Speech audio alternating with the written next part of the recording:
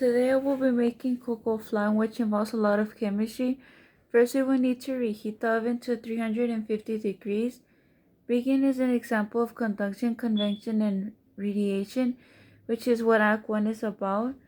Throughout this process, heat is transferred by conduction from the baking pan to the product that is being baked, which is the case is the flan. Next, we will need to melt sugar in a medium non-stick saucepan so the sugar does not stick in the bottom of the pan. It is important to choose the right type of utensil while cooking, which is incorporating Act number 6. The sugar needs to be melted until it is liquefied and turns a golden brown color. Afterwards, carefully pour the hot caramelized sugar into a baking pan.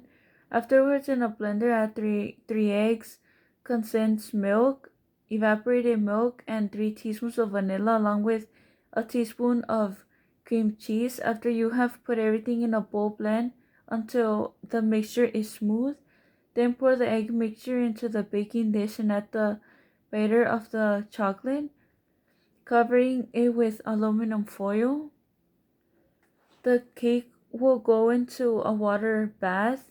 The purpose of the water bath is to moderate the heat and ensure that the mixture cooks evenly into a smooth and creamy flan. This is important because when the flan is surrounded by hot water and sitting in a baking pan in the oven, it can overcook because the water temperature cannot rise to boiling 212 degrees. This is an example of Act 4 since we are boiling water to ensure that the flan is cooked completely. The flan will now go inside the oven and baking process will start. The cooking fuel in the case is radiation heat, which is also the activation energy. This is what Act 3 explained. Lastly, after the flan is baked, safety precautions is needed to ensure that you don't burn yourself. Oven mittens will be required along with a way to turn off the fire source, which will be by turning the oven off, and this is an example of Act 2.